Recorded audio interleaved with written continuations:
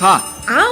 ไปเอาธูปมาแต่ไม่ต้องจุดแล้วนะเดี๋ยวนี้ข้าเปลี่ยนมาใช้ธูปไฟฟ้าแล้วมันจึ้งมากไม่มีฝุ่นเลย wow. คุณภาพอากาศดีด้วยการร่วมมือของทุกภาคส่วนปรารถนาดีจากสำนักงานประชาสัมพันธ์ที่ 3 กรมประชาสัมพันธ์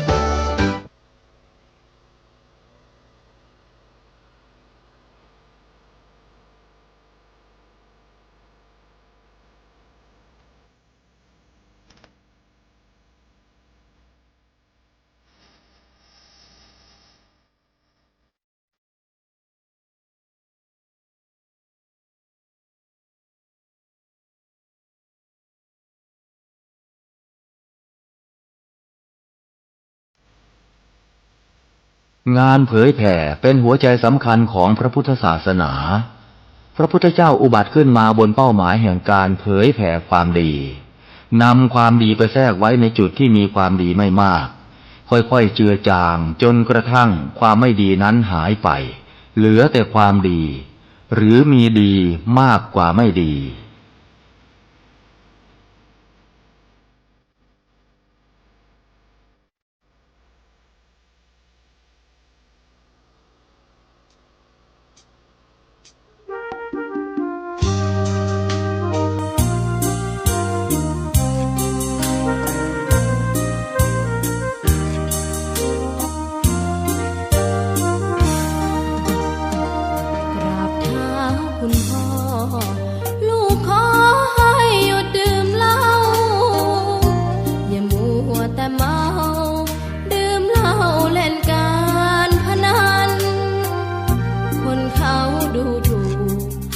ว่าพ่อขี้เกียจทำงานชาวบ้านรังเกียจเดียฉันต่างประจานคุณพ่อสิ้นดีสงสารคุณแม่ลำบากแท้หาเงินมาให้ได้มาเท่าใดพ่อใช้จนหมดไม่มีขัดสนจนยากลำบากคนแค้นเต็มทีอนาคตของลูกริบหรี่ความหวังที่มีมืดมนพ่อดื่มสุราเหมือนกินน้ำตาของแม่พ่อจ๋าฐานะเราแย่หากไม่แก้ความจนแม่เตือนพ่อด่าตบตีแม่ช้ำระกำมองมนซ้ำถูกคนเขานินทากราบเท้าคุณพ่อลูกขอให้หยุดดื่มเหล้าหากมัวแต่เมาคนเขาย้ำหมิ่นเรื่อยมากลับตัวเสียใหม่กลับใจมาพัฒนาพ่อจะมีคุณค่าเลิกดื่มสุราเลิกการพนัน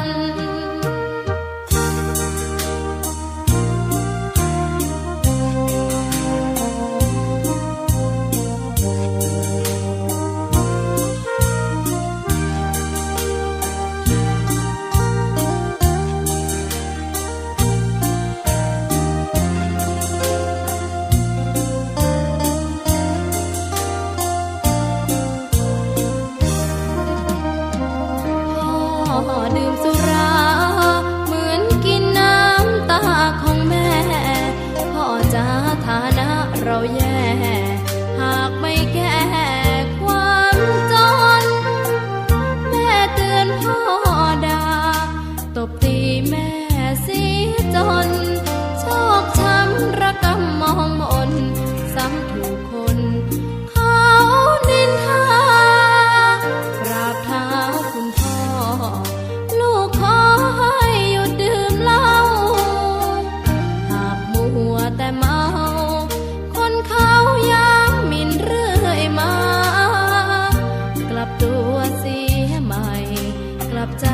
มาพัฒนาพ่อจะมีคุณค่าเลิกดื่มสุราเลิกการพนัน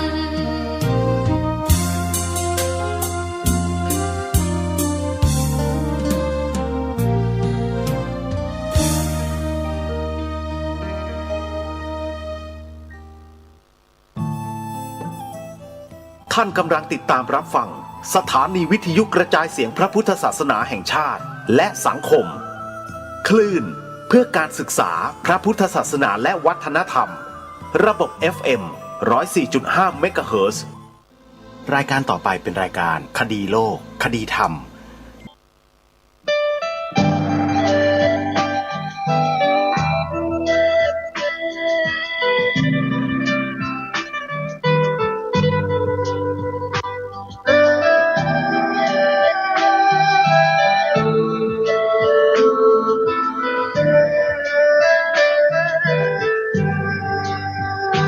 กล้าคิดก็ต้องกล้าทำอย่ากลัวถ้าทำความดีเร่งศึกษาปัญหาให้ทันท่วงทีเมืองไทยจะพัฒนากว่านี้รายการดีคดีโลกคดีธรรมขอรำพันบรรยายความคิดเครื่องหมายแห่งสีทั้งสามงามถนัดขาวคือบริสุทธิ์สีสวัสดิ์หมายพระไตรรัตน์และธรรมะคุ้มจิตไทยแดงคือโลหิตเราใสซึ่งยอมสละได้เพื่อรักษาชาติศาสนาน้ำเงินคือสีโสภาอันจอมประชาถ้าโปรดเป็นของส่วนองค์จัดริ้วเข้าเป็นไตรรงค์จึงเป็นสีธงที่รักแห่งเราชาวไทยทหารอวตารนำไปยงยุทธวิชัยวิชิตก็ชูเกียรติสยามประเทศไทยที่เจริญมั่นคงมาได้จนถึงทุกวันนี้มิได้เกิดขึ้นจากความหวาดกลัวอย่างคลาดเขลาแต่บรรพบุรุษไทยของเราทุกยุคทุกสมัยล้วนแต่มีความกล้าหาญและชาญฉลาดปกป้องเอกราชสร้างชาติให้เกิดความมั่นคงโดยมีธงแห่งพระไตรรัตน์เป็นเครื่องนำชัยจึงเป็นที่มาที่ไปของรายการคดีโลกคดีธรรมกล้าคิดก็ต้องกล้าทำอย่ากลัวถ้าทำความดีเร่งศึกษาปัญหาให้ทันท่วงทีเมืองไทยจะพัฒนากว่านี้รายการดี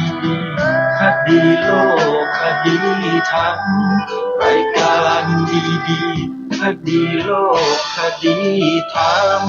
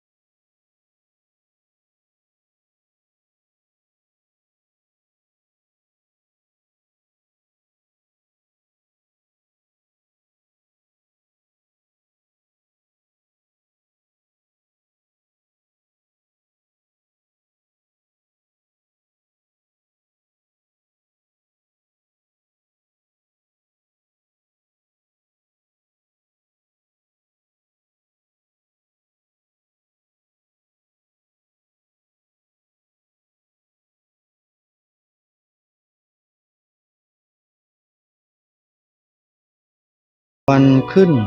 14 ค่ำเดือน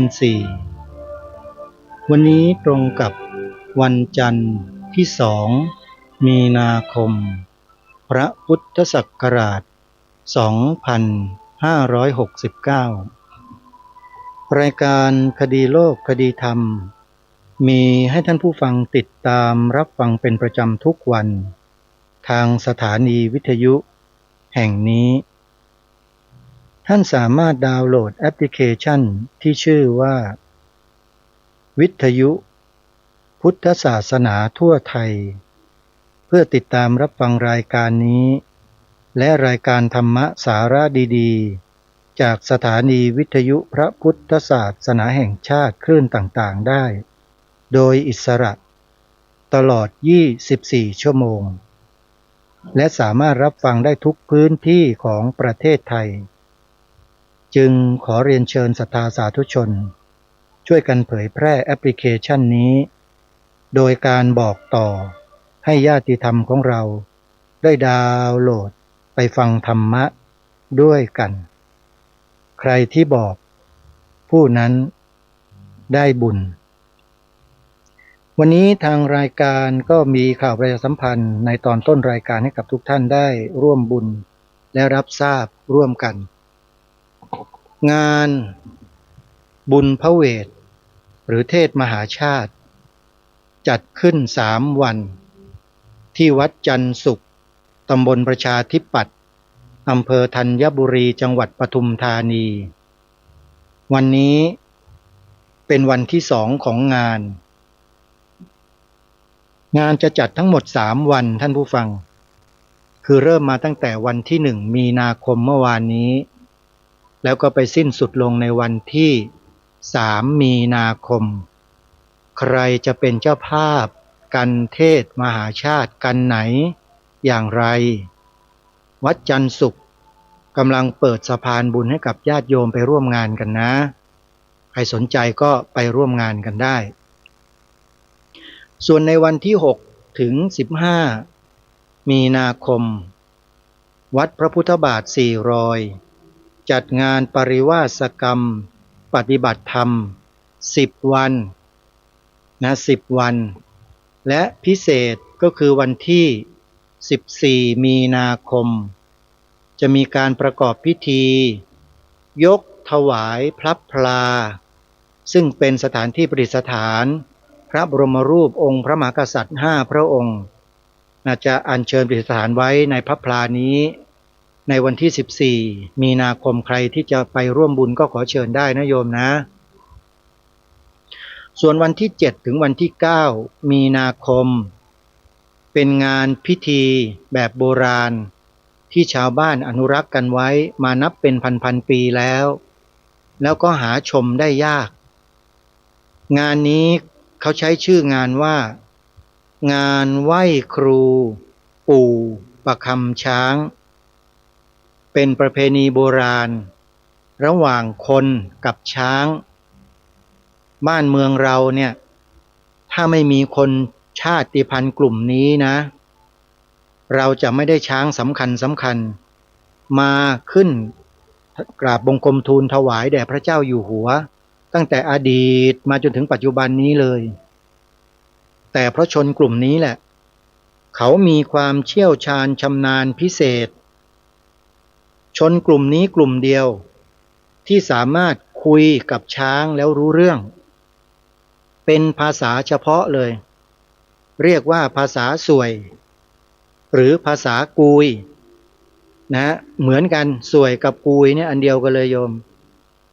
เลี้ยงช้างลุงเขยอาตมาญาติของอาตมา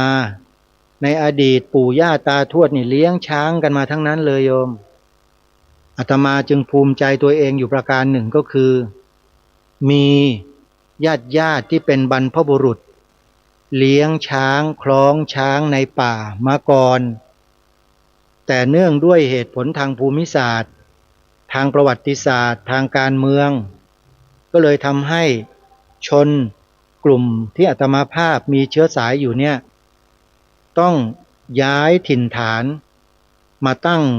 ปักหลักฐานกันอยู่อีกสถานที่หนึ่งซึ่งมันไม่เหมาะกับการเลี้ยงช้างแล้วก็เลยหยุดไปปริยายมีแต่ลุงเขยซึ่งเป็นสามีของป้าซึ่งเป็นพี่สาวพ่อแท้ๆเนี่ยลุงเขยคือลุงชัยเนี่ย เลี้ยงช้างสำคัญอยู่ที่เขาดิน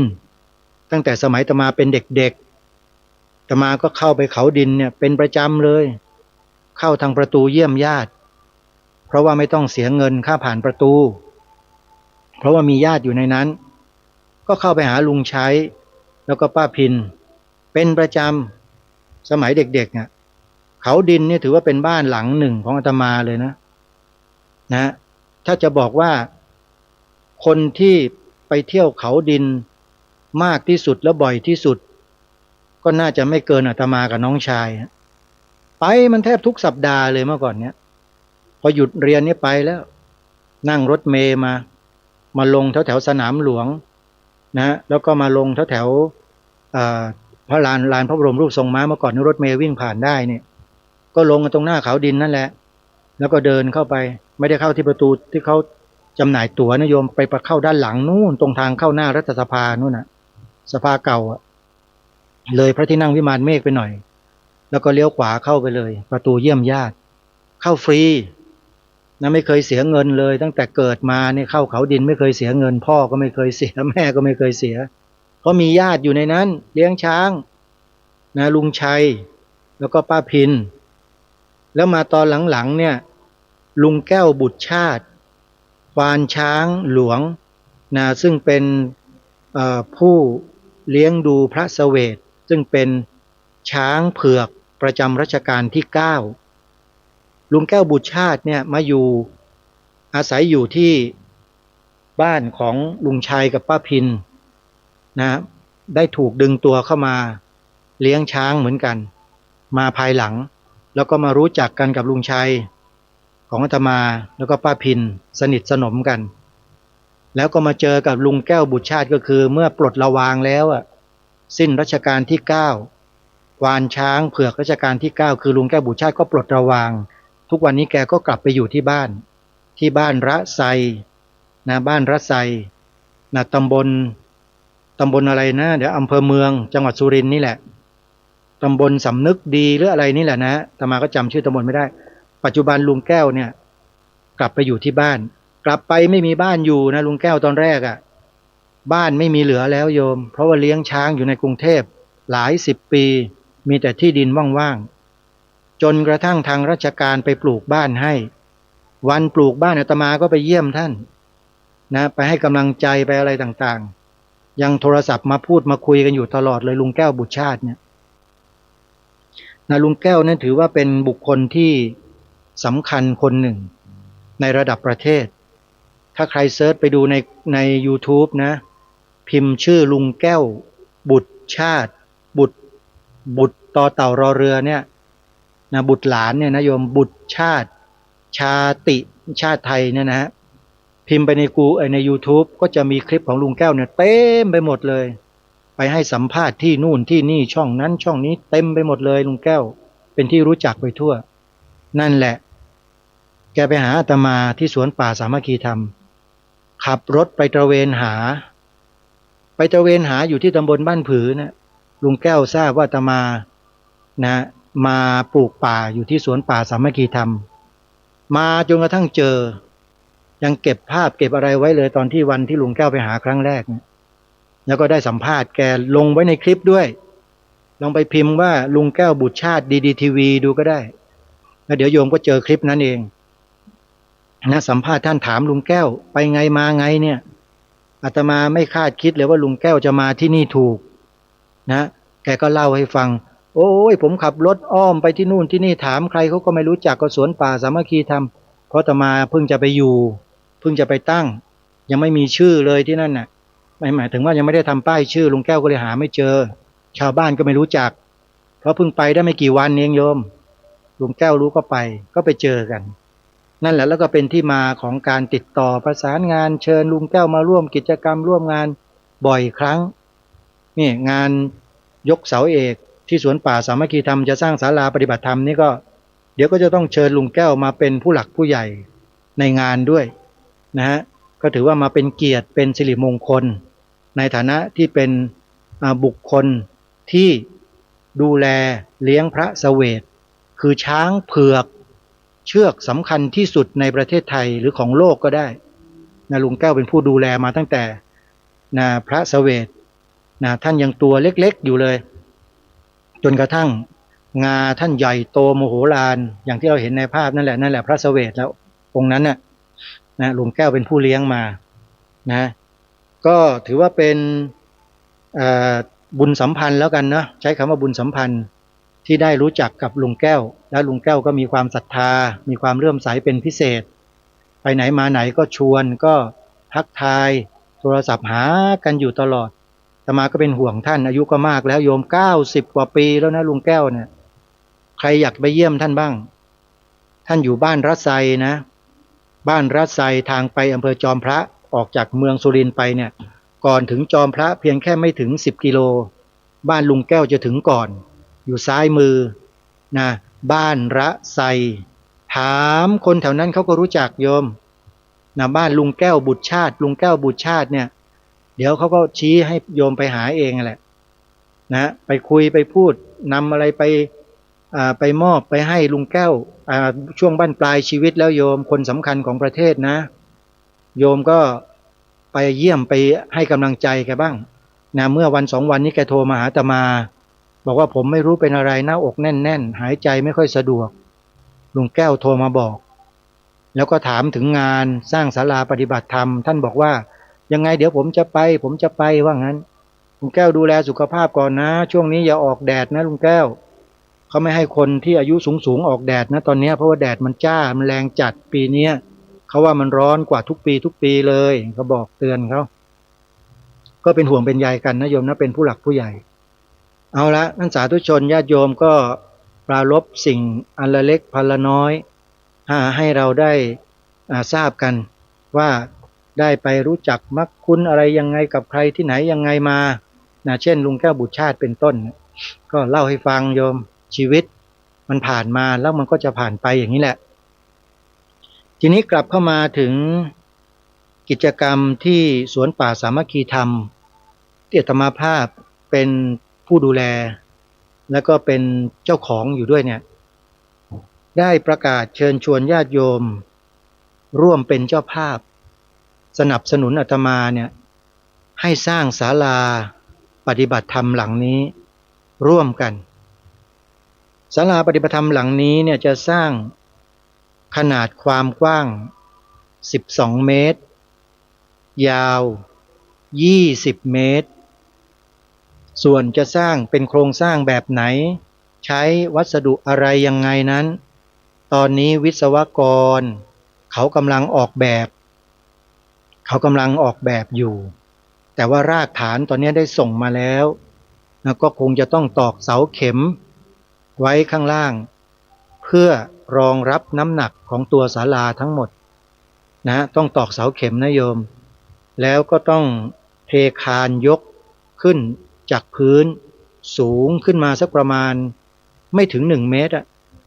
สูงไม่มากให้พ้นจากพื้นดินขึ้นมาเขาเรียกว่าพื้นลอยแต่ถ้าเทพื้นบนดินเนี่ย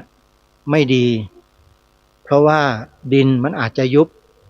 ไม่วันใดก็วันหนึ่งแล้วจะทำให้ตัวพื้นศาลาเนี่ยยุบตามไปด้วยก็เลยต้องตอกเสาเข็มวางฟุตติ้งแล้วก็เทคานรอบตัวอาคารแล้วก็กลางอาคารแล้วก็ปูแผ่นสำเร็จเทปูนฉาบปูนเทปูนแล้วก็ปูกระเบื้องหรือไม่ปูกระเบื้องก็แล้วแต่อันนี้ก็ขึ้นอยู่กับแบบที่ทางวิศวกรกำหนดให้ส่วนโครงหลังคาโครงอะไรต่างๆเหล่านั้นเดี๋ยวค่อยว่ากันทีหลังญาติโยมช่วงนี้ขอให้ช่วยกันเรื่องรากฐานก่อนคือเสาเข็มแล้วก็คานคานของศาลาเสาเข็มฟุตติ้งเทคานแล้วเมื่อจบด้านเขาเรียกว่าช่วงรากฐานข้างล่างเสร็จหมดแล้วเนี่ยเราก็มาว่าถึงเรื่องโครงสร้างข้างบนตั้งแต่เสาศาลาขึ้นไปถึงโครงหลังคาแล้วก็ตัวหลังคาจากนั้นปูกระเบื้องตกแต่งเสร็จทำเป็นขั้นเป็นตอนไปไม่ได้เหมาช่างเจ้าเดียวเพราะอาตมาไม่มีปัจจัยญาติโยมอันนี้พูดกันตรงๆนะไม่อายหรอก ไม่มีปัจจัย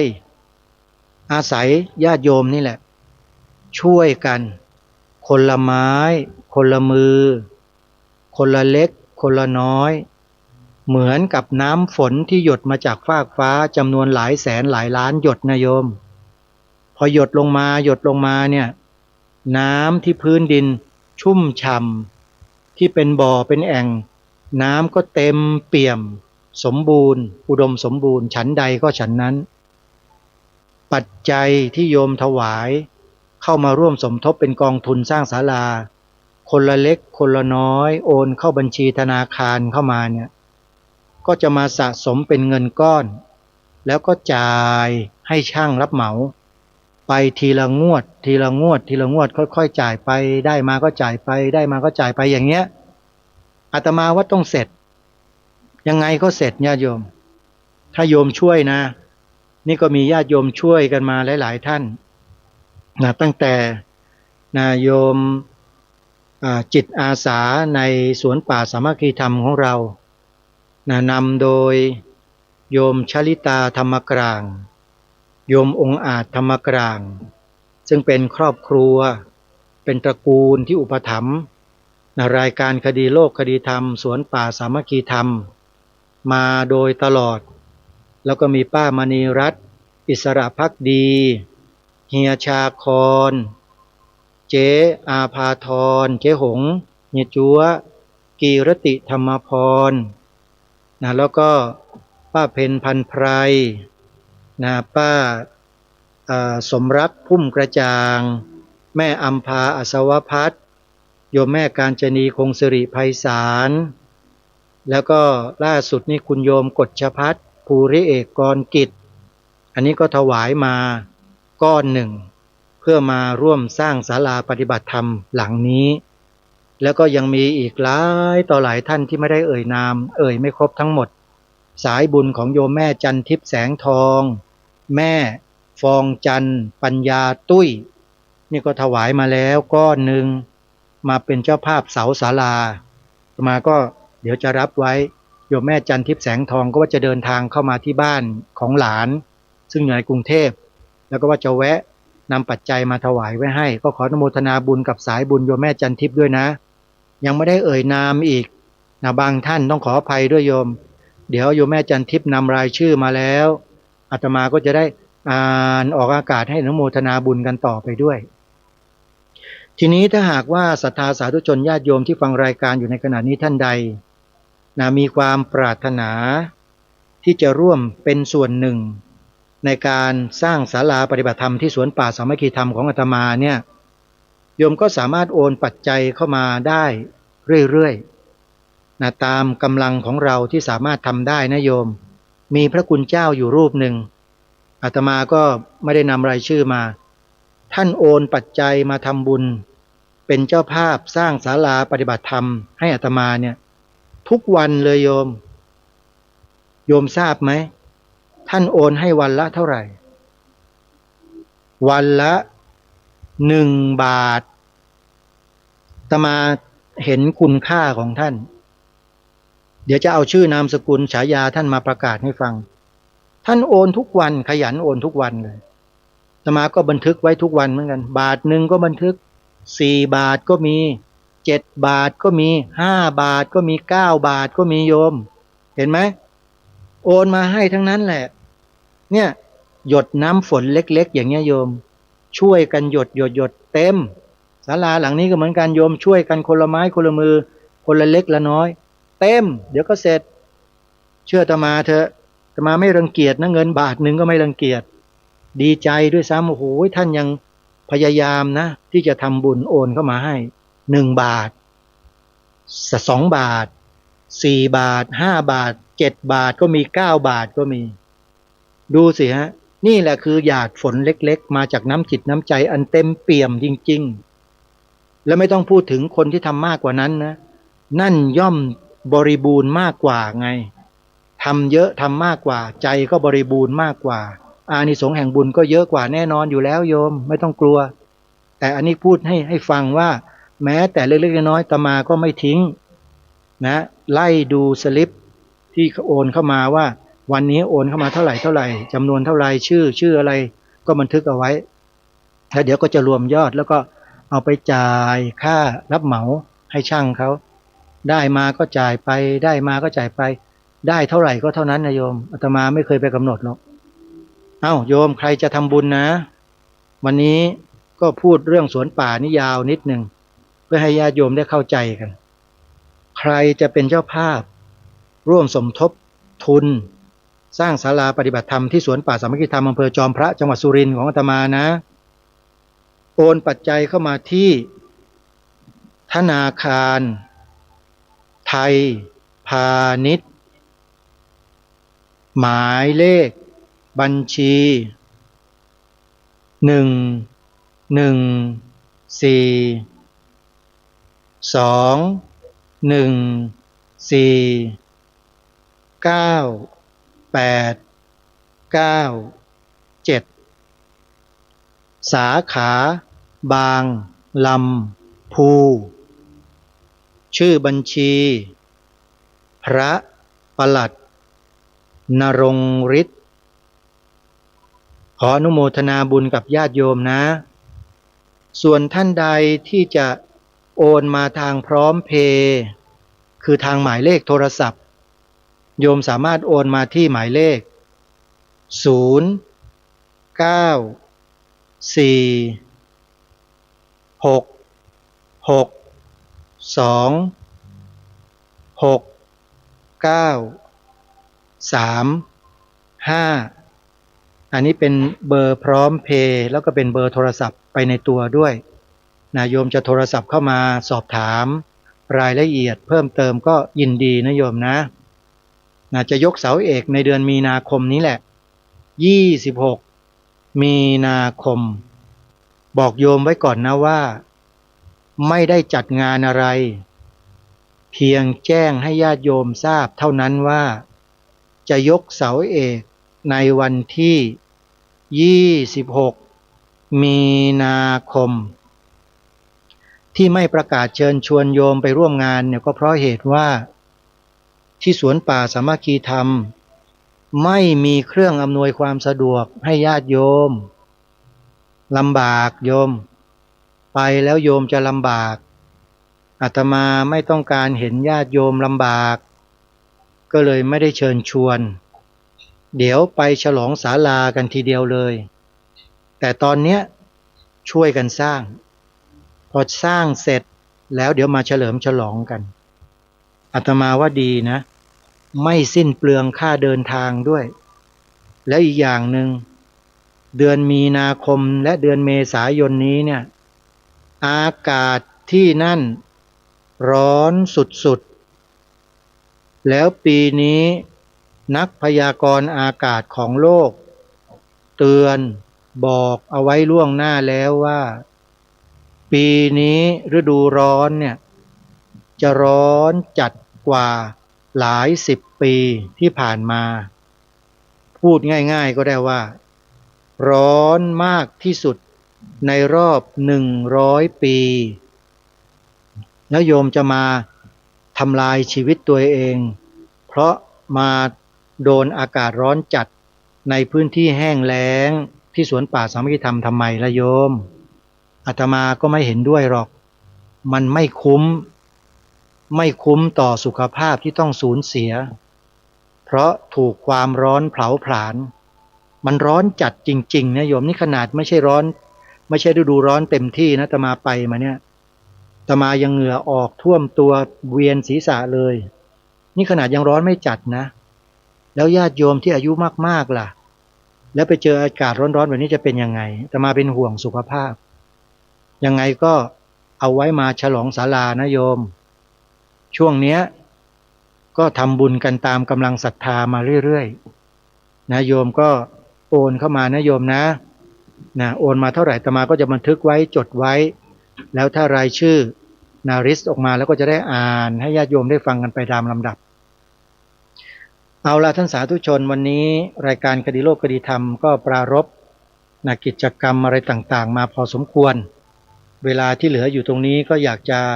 พูดคุยและปรารภกับญาติโยมนิดหนึ่งว่าอาตมา เคยเล่าเคยบอกกับญาติโยมให้ฟังว่า ชีวิตที่อาตมาได้เข้ามาสู่ภาคกาสาวพัสเนี่ย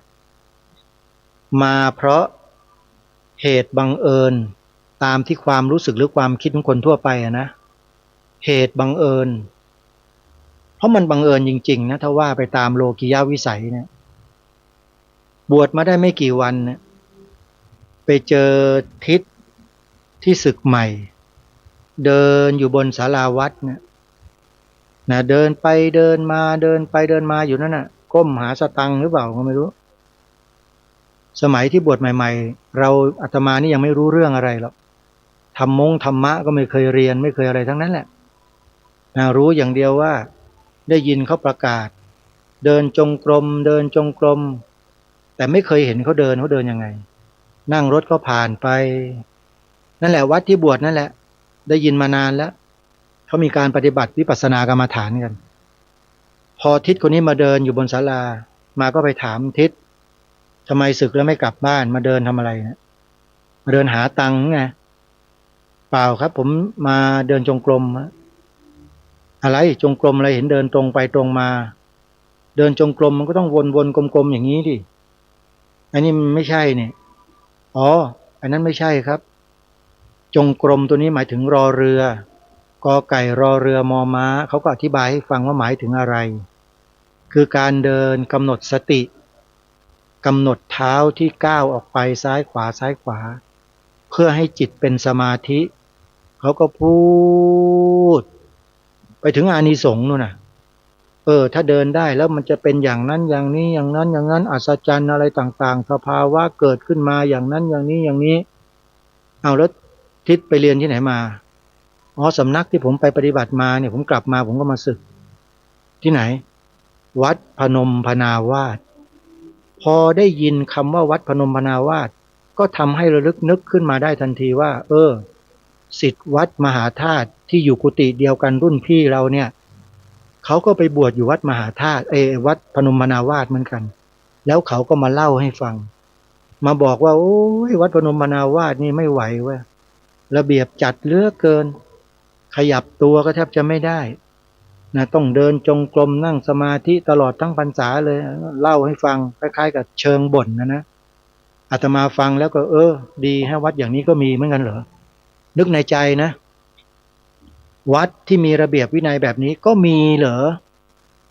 เพราะว่าตั้งแต่มาอยู่ที่วัดเนี่ยก็ยังไม่เคยรู้จักเลยว่าพระที่อยู่ในระเบียบวินัยปฏิบัติกันตามเวลากินเป็นเวลานอนเป็นเวลาปฏิบัติเป็นเวลาสวดมนต์ไหว้พระทุกเช้าทุกเย็นเป็นยังไงไม่เคยเห็นไปเห็นไปรู้ก็ตอนบวชนั่นแหละกิจวัตรของพระเขาทำกันแบบนี้นะตื่นมาตอนเช้าครองผ้าออกไปรับอรุณนี่คือครูบาอาจารย์ท่านสอนมาโดยตลอดแล้วก็ทำทุกวันนะไปรับอรุณอย่ามาอยู่ในหลังคามุงบังอันเดียวกันออกก่อนตะวันขึ้นเพราะฉะนั้นทุกเช้ามืดเนี่ยโยมที่วัดหนองแหนอำเภอพนมสารคามจังหวัดเชียงรายที่มาบวชเนี่ยครูบาอาจารย์ท่านจะสอนว่าออกไปครองผ้าแล้วก็ถือหนังสือมนต์ไปสวดไปสวดฝึกสวดท่องมนต์เรียกท่องมนต์ท่องมนต์กรณียมัตตกุศเลนะยันตังสันตังปะตังอภิสเมจสักโกอุชูจะสุหูชูจะสุวโจจะสามุทัวนาติมานีสันตุสโกจะสุปโรจะอิปิจะอภกิจโจจะสารหุกวุตสันตินทริโยจะนิปโกจะอภกัปโปกุเลสุอนันมุกิโทนะตกุทังสมาจเรท่องจนคล่องปากท่องเพื่อเอาไปสวดมนต์ฉันเพลบ้านโยมเวลาโยมฟังพระสวดคล่องสวดชัดๆสวดกันพร้อมกันโยมก็จะเกิดสมาธิเกิดศรัทธานะทางวัดก็ให้พระทุกรูปที่บวชมาใหม่เนี่ยท่องมนต์อาตมาก็ท่องอยู่ไม่กี่วันนะได้ไม่กี่บทเองย้ายวัดย้ายไปไหน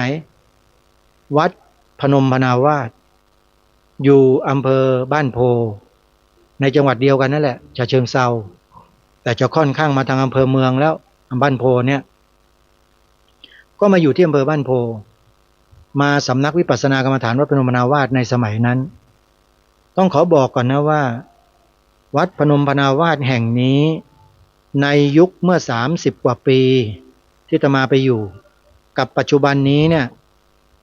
แตกต่างกันโดยสิ้นเชิงไปแล้วนะการปฏิบัติวิปัสสนากรรมฐานการเรียนธรรมการศึกษาพระอภิธรรมนั้นหมดไปแล้วโยมไม่มีเหลือแล้วนะทั้งนี้ทั้งนั้นเพราะอยู่ในกฎไตรลักษณ์อนิจจังทุกขังอนัตตาเป็นเรื่องปกติเมื่อวันที่22กุมภาพันธ์ที่ผ่านมาเนี่ย2569เนี่ย22นะโยมอาตมาแวะเข้าไปเยี่ยมวัดพนมพนาวาสที่เคยจำพรรษาอยู่ที่นั่น2 พรรษาแรกพรรษา1กับพรรษา2แล้วก็ได้ฝึกฝนอบรมตนตามแนวสติปัฏฐาน4อย่างเข้มข้น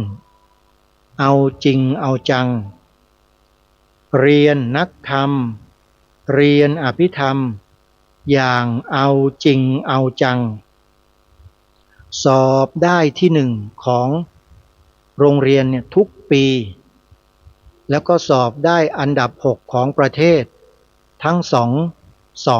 2ปี2ชั้นเลยคือจุลตรีกับจุลโทได้อันดับ6ของประเทศนะโยมเรียกว่าขยันขันแข็งมากๆนะแล้วก็มีความเข้าใจในสภาวะที่เกิดขึ้นในจิตในใจของตนเองเนี่ยมากเกินกว่าที่เราจะคาดคิดนะชีวิตนี้ขอบอกได้เลยว่าเกิดมาแล้วชาตินี้ไม่เสียหลายเลยที่ได้มาฝึกฝนอบรมตนตามแนวมหาสติปัฏฐานสูตรสายยังหนอดูแล้วมันน่าอึดอัดไหมโยมวายังหนอแทบจะเป็นลมเลยใช่ไหมกำหนดอย่างนี้จริงๆนะจริงๆนะฮะไม่ใช่เดินแบบจำไม่ใช่นะครับสำนักที่สอนแบบนี้เขาไม่เดินเร็วนะครับเขาจะกำหนดไปทีละสเต็ปไปช้าๆแล้วก็กำหนดอาการที่ชัดที่สุดอะไรชัดกำหนดที่นั่นรูปชัดกำหนดรูปนะขออภัยนามชัดกำหนดนามกำหนดรูปนามนั่นเองโยมให้รู้จักว่ารูปมีลักษณะเป็นเช่นไรนามมีลักษณะเป็นเช่นไรครูบาอาจารย์ท่านก็จะให้ความรู้ตอนไปสอบอารมณ์ครั้งหนึ่งครูบาอาจารย์ก็จะแนะบอกว่าเนี่ยมันเป็นอย่างนี้คืออย่างนี้นะรูปเป็นแบบนี้นามเป็นแบบนี้เราก็กำหนดตามที่ครูบาอาจารย์ท่านแนะนำท่านบอกทำตามครูบาอาจารย์ตลอดเลยไม่เคยสงสัยไม่เคยลังเลใจเพราะอะไรเพราะไปอยู่ด้วยความตั้งใจจริงๆและในวันนั้นน่ะที่ไปเยี่ยมมา22กุมภาพันธ์พระพุทธศักราช2519ที่ผ่านมาเนี่ยอาตมาก็เดินเข้าไปดูกุฏิหลังที่จำพรรษาแรกลุ้นตลอดเลยว่ากุฏิหลังนี้เขารื้อทิ้งไปหรือยังปรากฏว่าเดินเข้าไปเห็นกุฏิยังอยู่ดีอกดีใจเหลือเกินสถานที่ที่ให้เราอยู่อาศัยหลบแดดหลบฝนกันยุงเหลือบริ้นนะยุงต่างๆแมลงต่างๆยังอยู่โยมแต่เมื่อเดินขึ้นไปแล้วเศร้าใจมากไม่มีใครมาดูแล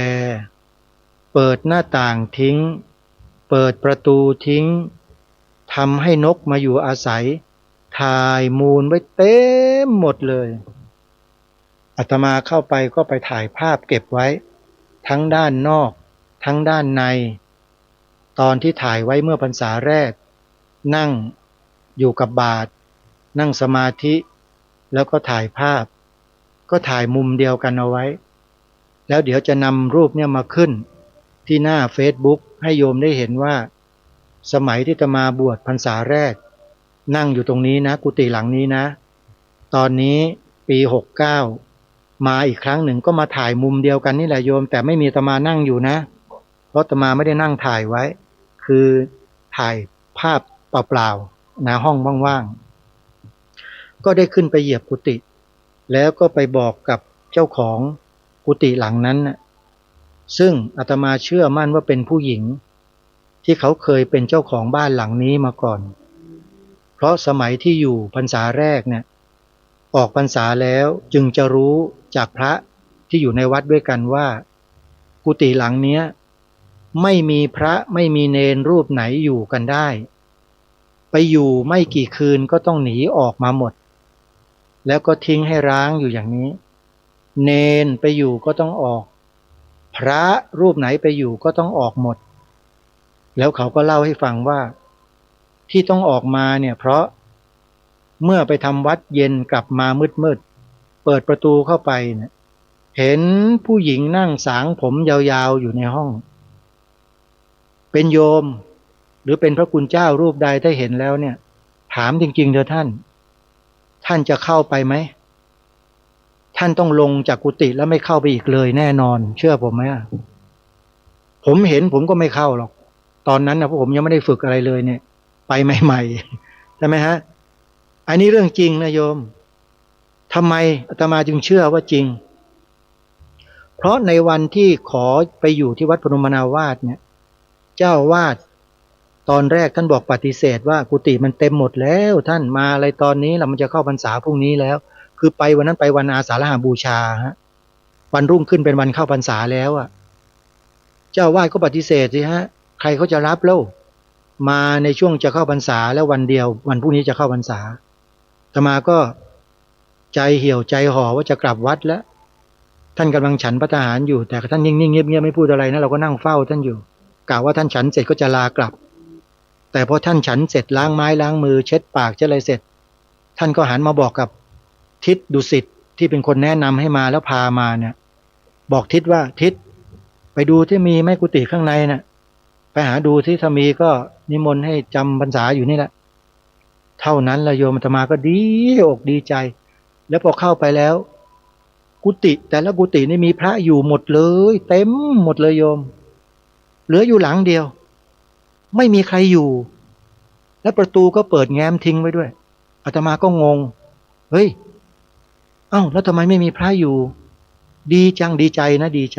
ใจจังเลยมีกุฏิอยู่แล้วโอ้อยู่สูงด้วยยกพื้นสูงลิบเลยนะเป็นกุฏิ2 ชั้นข้างล่างเป็นเสาโล่งเลยแล้วก็ยกพื้นขึ้นสูงแล้วข้างล่างเนี่ยก็เป็นห้องน้ำเป็นห้องน้ำอยู่3 ห้องอยู่ติดกับกุฏินั่นแหละนะกุฏิหลังนี้ปลูกอยู่ใกล้ๆกับห้องน้ำเวลาเดินลงมาก็เข้าห้องน้ำเลยก็สะดวกก็ได้อยู่ที่กุฏิหลังนี้แต่สิ่งที่น่าสงสัยก็คือทำไมจึงไม่มีใครมาเก็บมากวาดกุฏิหลังนี้มุ้งก็ยังกางอยู่แต่สกปรกฝุ่นเฟินอยากเยื่ออะไรเนี่ยเต็มหมดเลยแต่ด้วยความรู้สึกดีใจตรงนั้นก็เลยไม่สนใจหรอกว่าอะไรเป็นอะไรเก็บรีบกวาดรีบเช็ดรีบถูทิศดุสิตก็ช่วยกันทำความสะอาดจนเลี่ยมหมดเลยแล้วก็เปิดหน้าต่างด้านซ้ายมือออกไปพบต้นไม้ใหญ่ต้นสะเดาอยู่ข้างกุฏิต้นหนึ่งที่หัวนอนเป็นบานเลื่อนที่หัวนอนแล้วมีรูปผู้หญิงอยู่รูปหนึ่งไม่รู้ใครละแล้วก็มีรูปของพระพุทธรูปพระพุทธเจ้าเล็กๆอยู่รูปหนึ่งไปเนี่ยอาตมาก็เอาบาตรไปวางเอาสลกบาตรเป็นย่ามไม่สลกบาตรเราเป็นย่ามที่เอาไปเนี่ยเอาไปวางก็มีผ้าสังฆาติผ้ารัดอกมีเครื่องอาศัยที่เป็นบริขาร8ก็เอาติดตัวไปแค่นั้นเนี่ยไม่มีอะไรก็ไปอยู่จำวัดคืนนั้น26 กรกฎาคมพระพุทธศักราช2523 34นั่นคือวันแรกที่จำวัดที่กุฏิหลังนี้แล้วก็อยู่มาจนกระทั่งออกพรรษาปฏิบัติตลอดนะปฏิบัติตลอดเลยสวดมนต์ทำวัดเช้าเย็นไม่เคยขาดยกเว้นออกไปกิจข้างนอกต่างจังหวัดก็ไม่ได้ทำวัดนะถ้าอยู่วัดแล้วไม่เว้นพอทำวัดเสร็จสวดมนต์เสร็จกลับมาที่กุฏิแผ่กุศลให้กับดวงวิญญาณให้กับเจ้าของสถานที่เจ้าที่เจ้าทางเทพเทวาเทวดาทั้งหลายทุกวันแผ่ทุกวันก่อนจำวัดก่อนนอนสวดมนต์แผ่ส่วนกุศลแล้วก็หลับทุกคืนไม่มีฝันไม่มีอะไรทั้งสิ้นตลอดทั้งพรรษาเลยพอออกพรรษาแล้วพระที่จำพรรษาอยู่ในวัดเดียวกันเนี่ยที่ท่านจำอยู่กุฏิข้างล่างเนี่ยท่านก็จับกลุ่มกันอยู่3-4 รูปท่านก็ถามว่าท่านจำพรรษามาพรรษาหนึ่งที่กุฏิหลังเนี้ยถามจริงๆเถอะท่านไม่เจออะไรเลยจริงๆเหรออาตมาก็มองหน้าท่านเหล่านั้นแบบงงๆว่าเอ๊ะหมายความว่าไงถามแบบนี้แปลว่ามันต้องมีอะไรแน่เลยอาตมาก็ตอบกลับไปว่าไม่เจอนะผมไม่เจออะไรนะไม่มีเลยครับท่านรู้ไหมสามเณรมาอยู่ก็อยู่ไม่ได้ต้องหนีออกจากกุฏิวิ่งมาแบบหน้าตื่นตกอกตกใจหนีออกมาพระอาจารย์ชัชวาลอีกรูปหนึ่งเคยเจอท่านอาจารย์ชัชวาลเนี่ยแต่ท่านไม่ได้อยู่วัดพนมแล้วล่ะน่าจะออกจากกุฏิหลังนี้แล้วก็ไปเลยไม่กลับมาเลยฮะนั่นก็อีกองค์หนึ่งเข้าไปอยู่แล้วก็วิ่งออกมาหน้าตาตื่นเหมือนกันแล้วท่านก็อยู่ไม่ได้กุฏิหลังนี้ก็เลยปล่อยร้างมาประมาณ 4-5 พรรษาแล้วไม่มีใครอยู่อาตมาภาพก็ถามพระเหล่านั้นว่าอ้าวแล้วทำไมล่ะเจ้าของเขานั่งสางผมอยู่ข้างในห้องนะท่านตรงนี้ก็เลยทำให้อาตมานึกขึ้นได้ว่าเนาะวันแรกที่เรามาเจอกุฏิหลังนี้เนี่ยประตูก็ไม่ปิดหน้าต่างก็เปิดอยู่มุ้งก็ยังกางขึงอยู่ข้างในไม่มีใครมาดูแลไม่มีใครมาเก็บมากวาดเลยสงสัยตั้งแต่วันนั้นแหละแต่ไม่เคยนึกว่าจะมีเหตุการณ์เช่นนี้พอมาได้ยินอย่างนี้เข้าก็เลยหายสงสัยเลยพระเนนที่หนีออกมาจากกุฏิเนี่ยท่านหนีออกมาตอนที่ท่านนอนแล้วท่านพอเจอแล้วก็ออกมาแล้วไม่เข้าไปอีกเลยแล้วก็ไม่ได้เก็บมุ้งเก็บอะไรทิ้งล้างไว้อย่างนั้นนะอาตมาก็เลยได้มีโอกาสมาจำพรรษาที่วัดพนมนาวาสเพราะเหตุที่กุฏิหลังนี้ว่างนี่เองถ้ามีพระมาอยู่อาศัยอาตมาไม่ได้อยู่วัดนี้นะอันนี้จะบอกว่าเป็นความบังเอิญได้ไหมหรือจะบอกว่าเป็นอะไร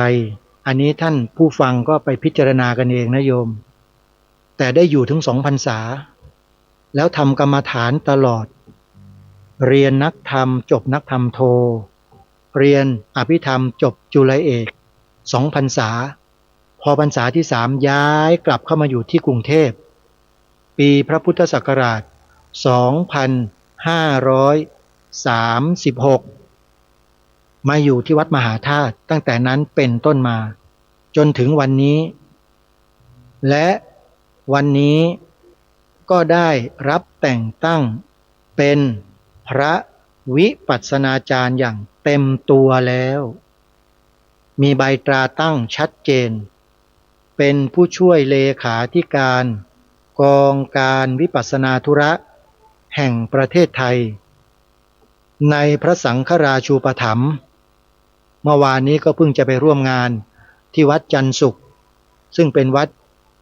ที่ท่านเลขาธิการกองการวิปัสสนาธุระแห่งประเทศไทยในพระสังฆราชูปถัมภ์ ท่านเป็นเจ้าอาวาสอยู่ในปัจจุบันด้วย คือท่านอาจารย์พระครูธรรมธรสัมพันธ์ธิระธรรมโม ลูกศิษย์ในเจ้าประคุณสมเด็จพระพุทธาจารย์อาสภมหาเถระยังมีชีวิตอยู่ แล้วกำลังดำเนินงานกองการวิปัสสนาธุระในปัจจุบันอยู่ด้วยอาตมาก็ช่วยงานท่านอยู่โยม นี่ก็เล่าสู่ให้ญาติโยมได้ฟังที่มาที่ไปว่าอาตมาทำไมจึงพูดเรื่องวิปัสสนาธุระเรื่องกรรมฐานได้เหมือนกับครูบาอาจารย์รูปอื่นๆแต่อาจจะต่างกันนะเพราะอาตมาก็มีสไตล์ของอาตมาแบบนี้แหละแต่ถ้าจะให้สอนจริงๆเนี่ยก็สอนได้แต่มันไม่ใช่อาตมาไงโยมอาตมาจะต้องทำงานในลักษณะอีกแบบหนึ่งแล้วก็สอนได้ด้วยแต่ไม่อยู่กับที่ใครติดขัดอะไรต่างๆเนี่ยแนะนำได้แต่จะให้ไปเดินจงกรมนั่งสมาธิอยู่กับลูกศิษย์ลูกหาญาติโยมแบบนั้นน่ะไม่ใช่ชีวิตอาตมาอยู่อย่างนั้นไม่ได้ถ้าอยู่อย่างนั้นอยู่ไม่นานแต่ถ้าทำงานแบบเนี้ยทุกวันที่ทำเนี่ยอยู่ได้ก็ขอฝากกับญาติโยมไว้นะก็ยังไงก็ช่วยกันสร้างศาลาปฏิบัติธรรมให้อาตมาให้เสร็จนะโยมแล้วเดี๋ยวจะมาแจ้งบอกกับญาติโยมทุกวันให้ช่วยกันคนละเล็กคนละน้อยวันนี้เวลาหมดแล้วท่านผู้ฟังต้องขอสมมติยุติรายการไว้แต่เพียงเท่านี้ก่อนพบกับรายการได้ใหม่ในวันต่อไปขอความสุขความสวัสดีในธรรมแห่งองค์สมเด็จพระบรมศาสดาสัมมาสัมพุทธเจ้าจงปรากฏเกิดมีขึ้นในจิตใจของท่านผู้ฟังทุกท่านทุกคนเทินขอเจริญพร